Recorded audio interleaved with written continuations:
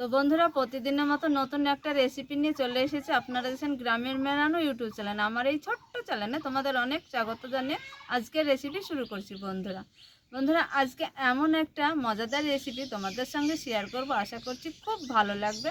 আজকের রেসিপি শুরু থেকে শেষ পর্যন্ত আমাদের সঙ্গে থাকো, স্টেপ বাই স্টেপ দেখতে থাকো। তাহলে চলো আজকের রেসিপি ঝটপট শুরু করে দিই। আমার ইউটিউব চ্যানেলে যারা নতুন এসেছো, চ্যানেলটা সাবস্ক্রাইব করে পুরো ভিডিও দেখার অনুরোধ। তাহলে চলো আজকের রেসিপি ঝটপট শুরু করে দিই। তো বন্ধুরা দেখো, আজকে আমি তোমাদের সঙ্গে শেয়ার করব পুঁই শাকের রেসিপি।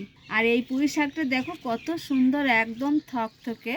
এইরকম কচি কচি পুঁই শাকটা নিতে হবে বন্ধুরা। কচি কচি পুঁই শাকটা যদি একটু রুই মাছের মাথা দিয়ে রান্না করা যায়, কি যে মজা লাগে খেতে বন্ধুরা, দারুণ লাগে। তার সাথে একটু থাকবে মসুর ডাল। একদম দেখো কচি থকথকে এই পুঁই শাকটা নিয়েছি বন্ধুরা। তো শাকটা আমি কেটে তোমাদের দেখাচ্ছি। এত সুন্দর পুঁই শাকটা না, দেখে একদম জানটা তো ভরে যাচ্ছে বন্ধুরা। এইবার আমি একটু হেসেতে ছোট ছোট করে কেটে নেব। দেখো এইভাবে সব পুঁই শাকটা কেটে নেব।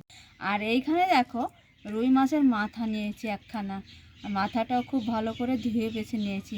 আর দেখো মসুর ডাল। আজকে এই তিনটে জিনিস দিয়ে এত স্বাদের সুন্দর একটা অতুলনীয় রেসিপি হবে বন্ধুরা।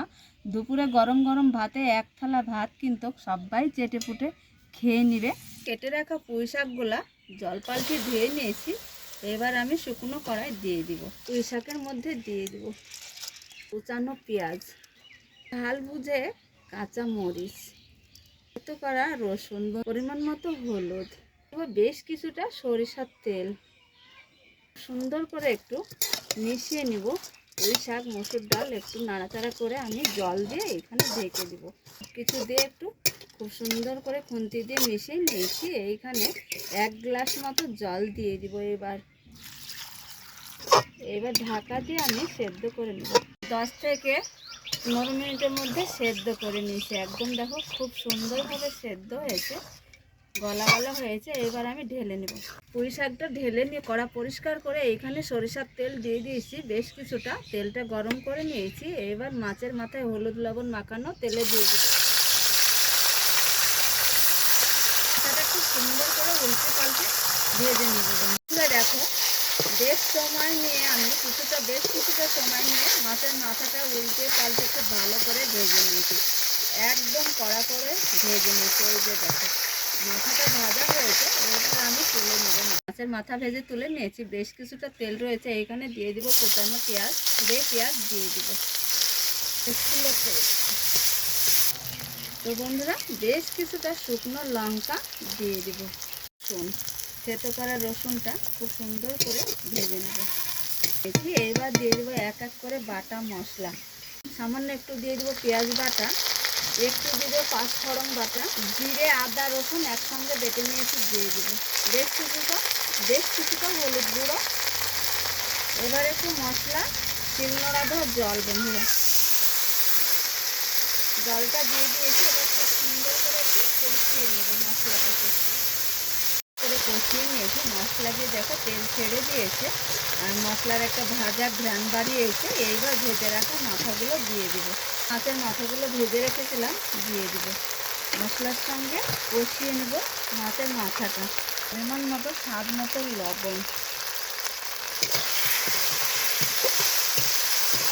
মাথাটা এইভাবে একটু খুব ভালো করে কষিয়ে নিতে হবে বন্ধুরা।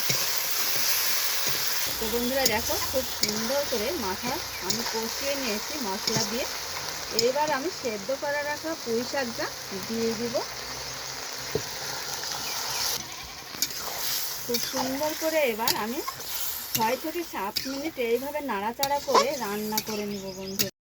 6 থেকে 7 মিনিট সময় নিয়ে আমি এইভাবে পুঁই শাকটা রান্না করে নিয়েছি। আর এত সুন্দর একটা সুগন্ধ সেন্ট ছড়িয়েছে বন্ধুরা। যারা কখনো এইভাবে পুঁই শাক মাছের মাথা দিয়ে রান্না করেনি, অবশ্যই বিশেষ করে আমি তোমাদের কথা দিচ্ছি, তোমরা রান্না করে শুধু একটু খেয়ে আমাকে কমেন্ট বক্সে কমেন্ট করে জানাতে যেন ভুলো না বন্ধুরা।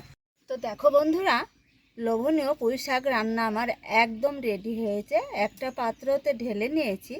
আর এই রকমভাবে যদি তোমাদের পুঁই শাক রেসিপি কখনো রান্না করে না খাও বন্ধুরা, তো অবশ্যই তোমরা একবার হলেও পুঁই শাক রেসিপি এইভাবে রান্না করবে, স্বাদে গন্ধে অতুলনীয় এক থালা ভাত খাওয়া হয়ে যাবে বন্ধুরা। এতটাই স্বাদ হয় এই পুঁই শাক রেসিপির বন্ধুরা, দারুণ স্বাদের ছিল আজকে রেসিপি বন্ধুরা। দেখো কতটা সুন্দর আর লোভনীয় রেসিপি বন্ধুরা, মাছ মাংসর চাইতে এটাই আগে খেয়ে নেবে পুঁই শাক রেসিপি বন্ধুরা। তো বন্ধুরা আজকে রেসিপি তোমাদের কেমন লেগেছে? যদি ভালো লাগে অবশ্যই তোমরা একটা লাইক আর একটা কমেন্ট আর বন্ধুদেরকে ভিডিওটা অনেক অনেক করে শেয়ার করতে যেন ভুলো না। তোমাদের সঙ্গে পরবর্তী রেসিপি নিয়ে দেখা হচ্ছে। যেখানেই থাকো একটু সুস্থ থাকো, ভালো থাকো। তোমাদের টাটা।